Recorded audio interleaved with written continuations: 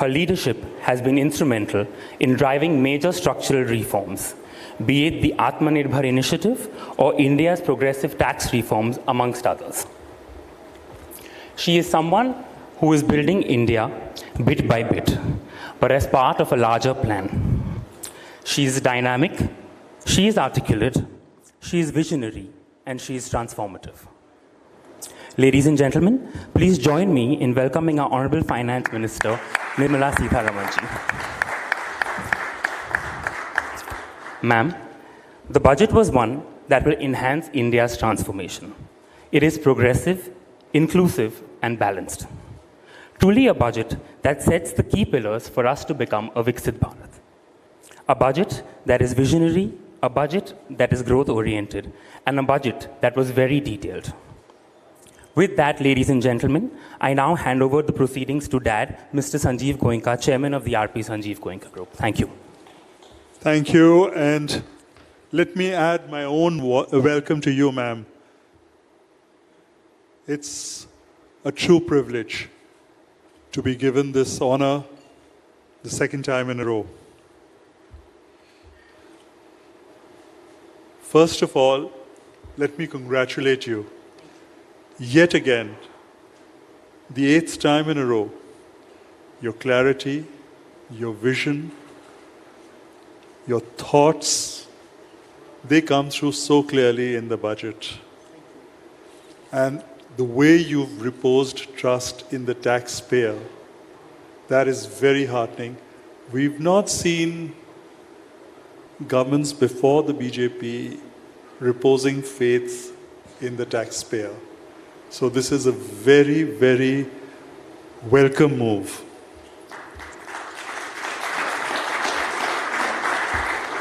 Quite honestly, it's a radical break from the previous, not the previous governments, but the previous regimes of. There are several initiatives which deserve applause. The redevelopment of cities program, the creation of centers of excellence of AI for education, the National Manufacturing Mission, the initiatives on nuclear energy. I can go on and on and on. But what is very important is that this is your vision, this government's vision for a Viksit Bharat, for a developing Bharat, for a competitive Bharat, for a Bharat that can stand up and look at the world at its own terms and compete to win. That, to my mind, madam, is the biggest message that this budget conveys. Can't thank you enough for this.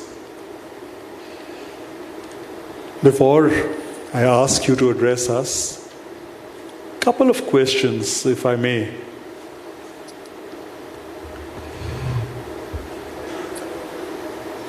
We talked of privatization. Many companies have been cleared for privatization. But sometimes we are finding that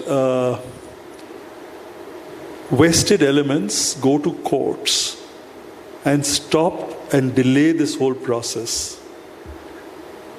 Can we actually implement these without giving too much gap between the announcement and the implementation, such that these vested interests don't get the time to go to court and stall it, and there is no rationale in there stopping it or stalling it. It is just whatever their motives might be. Second, the international media is talking about President Trump and his offer of protection to American industry and American manufacturing. Is this something that the Indian government would consider, giving some kind of may not be protection, but support to domestic manufacturing industry. With this, I'd like to hand over to you, Madam. People are here to listen to you, not me. So thank you very much again. Like last year, you've given me an opportunity to come and share some time and thought with you all. Your questions are very pertinent. They involve both issues of what vision the government has to take its own words forward, and also looking at the global uncertainty, particularly the US administration, with an indication that a tariff, I don't want to use the word war, but it is somewhat that. What is our level of preparedness for it? So if I've understood you right, these are the two things that you have started the conversation with.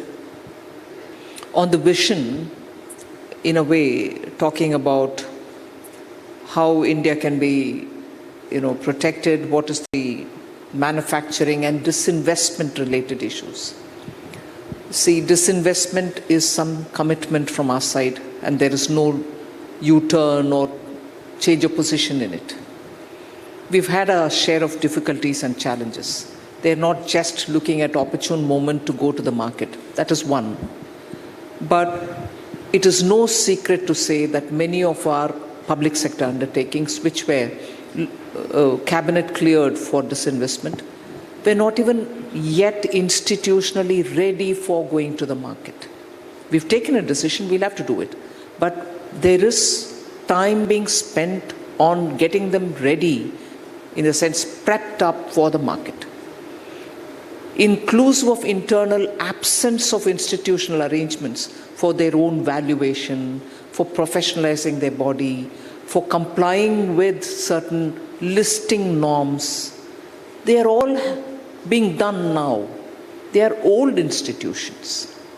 Some of them belong to the ancient world, but we are doing it now. And that is taking a lot of time. And sometimes, you're right, litigation stops them halfway through. Sometimes vested interest takes over, not within the government, because there is oneness in the thought in the government that we have to clear this. But despite all this, I would like to tell you that we've not left them lying in paper, waiting for that day when they'll get out, be sold off. No. In the meanwhile, we are ensuring that they're professionally run, their valuations are going to be good, they are really up and running in their best form, and therefore effort as much as readying them to go to the market or be sold off, we are also spending time to get them to be robust. So there's so much seen, there is so much more not seen of our work in getting these institutions or companies ready.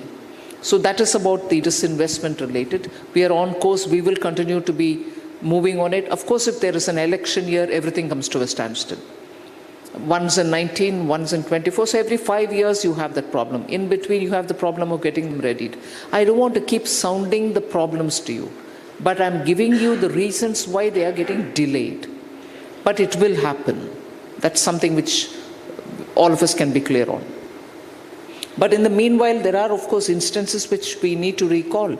Just on the verge of Air India being given away, we had cases in US. People tried to seize the assets. So it is not just Indian issue, it is also people who are looking at issues from outside of India and taking actions which are hindering us. But we are overcoming them. That's not a big threat, but we will face them and we'll overcome them as and when they come. We are ready for that. On the issue of tariff-related uncertainties because of the US administration, not until it is actually pronounced do you know what you have to work against or face. Till then it's all the sense of, oh, what if? We can only ready ourselves and give ourselves that kind of ammunition to be able to face it. Face it in whatever methodology, whether you're going to stand up to it, whether you're going to fight it, you're going to counter it, or you're going to negotiate through it. All that will have to be tested only when it is actually in our face. So we are conscious of it, we are watching it. We are also looking at the collateral which will be falling on us on an action taken on somebody else. Action taken on China, action taken on Mexico. So what will it have as a collateral damage on us? Even that is being assessed and studied. So we are readying ourselves. But the ways and means in which we'll handle it can be only closer to time and closer to the environment then, or the mood then. These are also multilateral, bilateral decisions, in the sense multilateral because it can have an impact on our relationship and so on. So there's so much about it that we can decide only closer to time. Thank you, Madam. I'd like to throw the floor open, if I may. I'd like to begin with the man who leads the chemical industry and the renewable energy space, Mr. Vivek Jain.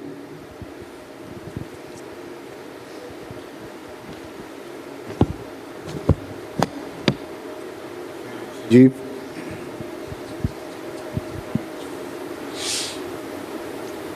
Just a few questions on these two industries, madam. In the chemical industry, we are putting in a lot of investments to make chemicals for the batteries. And batteries has recently been given PLI for developing the battery infrastructure here in India. But some of the chemicals which are used in these batteries are currently only manufactured in China. China actually makes about 90-95% of these chemicals, and unless and until there is a robust supply chain is developed in India, the battery manufacturing will not really take off in the way which the government expects to, both for EV mobility as well as for ESS. So at this point of time, there is an import duty which has been imposed on both import of batteries as well as cells, as well as, of course, EVs. But there's no import duty which has been put on the import of these chemicals from China. And China is, as I just mentioned, about 90-95% of the world's chemicals. And they've got huge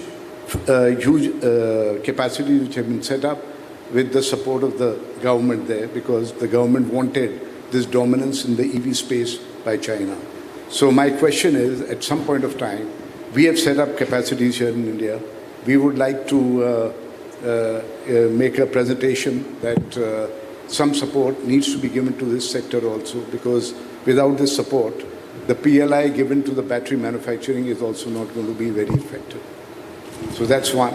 And second, on the renewable space, there have been certain initiatives which have been, I would say very big initiatives which have been taken by the government to support the growth of renewable energy here in India, both solar and wind. My question here is that, President Trump recently has spoken against the renewable energy industry worldwide. Will this have an impact on what the Indian government proposes to do for the development of this sector? See, on the battery and related components or materials that you need to import, we have taken a position as regards customs duties on a very principled basis, and rationalization has been happening in the last 2-3 years. Even in this budget proposal, which is still in the Parliament, the duty reduction has happened where we want to support domestic capacities, inclusive of EVs, batteries, lithium-ion, and also very many other semiconductor-related components and goods. So whether your particular items are covered in this one or not, I'm not sure of. We can always talk about it a bit later.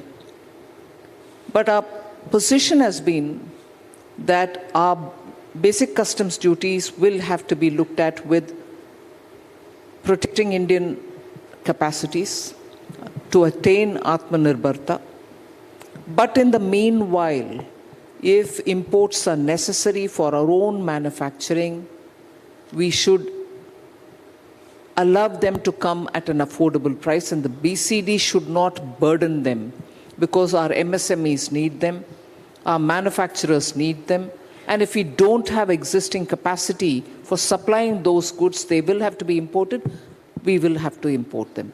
So we've taken that position that we will support manufacturing within India, and where capabilities and capacities lie here, we'll also give them the protection using the BCD. But whatever be it, we have rationalized the BCD in such a way that we bring down the rates, eliminate rates where they are required to be eliminated, and raise them only where there is a threat of complete flooding of our markets. So we've taken a policy-driven approach, and that is why I think in the earlier budget we had, July, I think we had removed 8 of them. This budget we've removed 7. There are only 8 left behind, and with rates which are substantially down. So that's the approach on duties. The other question that you raised was about US administration and tariff. I think I've sort of answered that. Being involved with cricket as I am, I'm going to use a cricketing analogy. And I'm going to ask a young, the equivalent of the Abhishek Sharma of cricket from renewable energy, Devansh.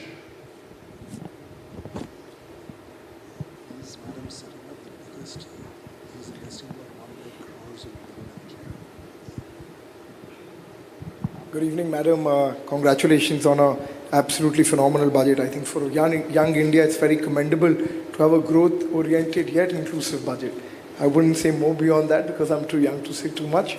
But my limited question is more on the renewable side, which it takes off from last year. I'd asked you this question as well. On many of the inputs which we use across wind and solar, it's about 15 to 18%, and the end product is at about 12%. So there's a lot of input tax credit which is getting created on our balance sheet, which we can't utilize. You had mentioned in the last time I had the opportunity to talk to you that you're looking at rationalizing a lot of these structures, but not much, ma'am, has moved since then. When can we expect some movement around that? Well, not much has moved. In fact, nothing has moved because the group of ministers is working on it. Sure.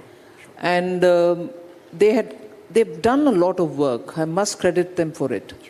But yet, there's more to be done. So we have to take a bit more time because we don't want to come out in piecemeal. This time that we do, it should be one big tranche of changes.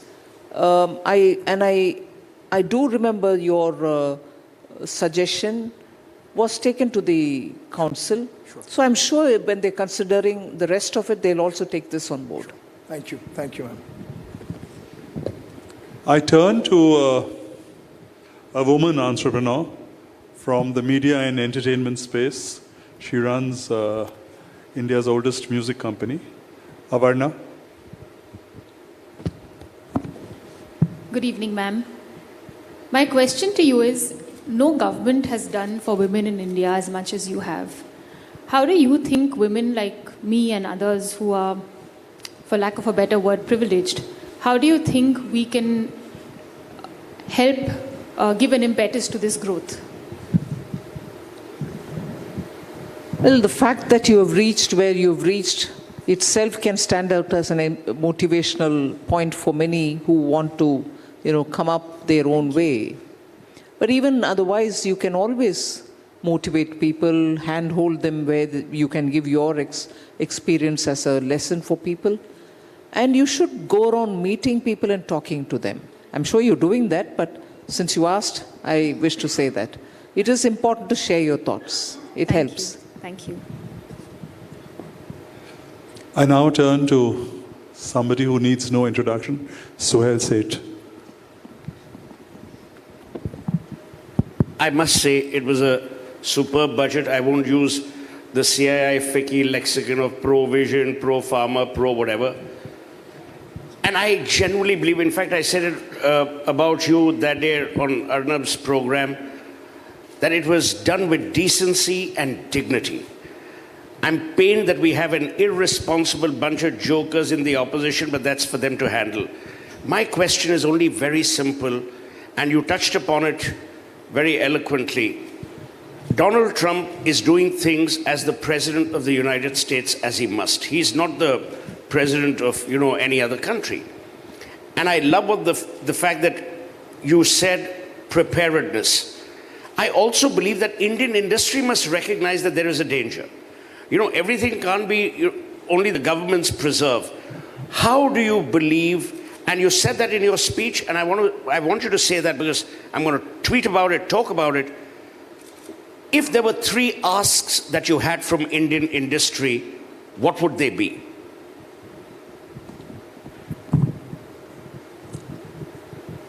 I'll honestly want to answer this question. But even as I say it, I'm going to have to choose my words. Because I think Indian industry has seen days under the socialist era. Indian industry has seen those days when apparently India opened up after 91. It did open up. But you saw also the government and its approach towards being with the industry. And you're also seeing today India's government, which wants to be with the industry, which is repeatedly proving that it hears the industry out. But yet, unique challenges globally are also the thing which is becoming normal now. So with all this in mind, when I speak of India's industry, I speak being fully conscious that you've survived all these days and you're up and doing your business today. So it's not as if I'm telling you something as though you've never existed before. I'm saying with a clear conscience that you've survived and showed signs of growing. Many of you all have successfully grown as well. The first thing I would want the industry to do is to keep talking to the government. Tell us where you have difficulties. And I clearly remember in 2019, they said, oh my God, if only the tax were brought down. We brought it down. And today too, I strongly believe that was the right action to take, and that has resulted in good outcomes. So talk to the government. Tell us what is it that you see as developments. Second, you should also talk to the government about your perception about what's happening globally. It's one thing for government to say another government acting on something.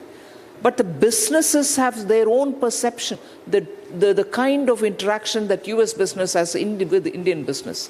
I'm sure you're looking at it in a different way. No, if not completely different, at least somewhat nuanced way. So given that, what should the role of the government be? That also is a feedback which will be absolutely critical and useful for. Because eventually, businesses thrive under any shade of the government, in India or anywhere. This government or that government, you're there, you perform, you continue your function. But you have a perception about each government and as to what it can do more for you or less for you so that you can move forward. So you don't change, you don't shut shop because some other government has come into play. They're all elected governments of the people. So you and your commercial instincts are very important for a government to take cognizance and act its own diplomacy or bilateral relationship and talk. And that is why some of the most developed countries have the industry actively engaging with the governments. I'm not saying you should become a lobbyist, because in India lobby has a different sense. But you should actively, rightfully engage with government so that that can influence government's own diplomacy and many other interests. That's a second. Third, I think your associations will also have to move around the country to say how much has been done, how much is not done. And this I say both from the point of view of GST and from the point of view of customs or direct taxation or policy or any regulatory difficulties. From each one of this, I always find that there is a lag between government's decision making or the absence of it and how message spreads down to your members. The gap is unbelievable. In this day and age, when technology is there with you, most industry groups, when they meet me in different regions, are differently informed than those who are in Delhi or those who are in Mumbai. So I would think there should be a very good system within industry associations to keep sending and receiving thoughts of what you hear, what they share there. You have it already, but I think it has to be rapid. You have instruments for it, do it. That way the vibrancy will be benefiting your own members and also giving us a feedback for us to act on. 3 things. A former president of the PhD Chamber of Commerce, a very successful FMCG person in oil and gas, Mr. Sanjiv Agarwal. Thank you, ma'am. I had the privilege of meeting you in the PhD Chamber of Commerce several times. Ma'am, we are representing food and beverage industry, Coca-Cola and McDonald's in India. And I was really worried because in our McDonald's, my sales were down because of the medium class and lower income group. They were not having the spending power. But with this budget, ma'am, what you have brought, the transformative reforms in this historic budget really helped us because now they will have some disposable income to spend more. So we are very happy with this budget, ma'am. And really thank you so much. Thank you, ma'am. Thank you. I turn to someone from the hospitality sector, Karan Paul. Thank you, Sanjiv. Madam, great pleasure to see you in person, and obviously I've admired your leadership of vision, clarity of thought and purpose that has been demonstrated for the last many years. I think Sanjiv has put me under hospitality, but we do have a few sectors in our group. I think my question to you really is about none of the businesses I'm in. I would say on a macro basis and in terms of leadership and vision, one of the big things for Indian business at the consumer level, across all levels, is the cost of money. So, I would like to understand what is the grand vision, because I know when the government first came in, there was a lot of clear thought that let's bring the cost of money down to 3 to 5%, for example. Do we have that kind of vision and plan that is going to be executed for India? That's really what I'm interested to understand. Thank you.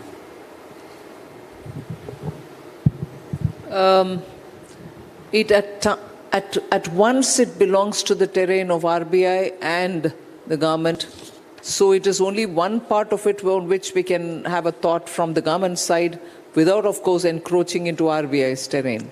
So the cost of money is an issue when avenues to raise them are limited. But what the government is trying to do is to open up many more avenues through which money is made available.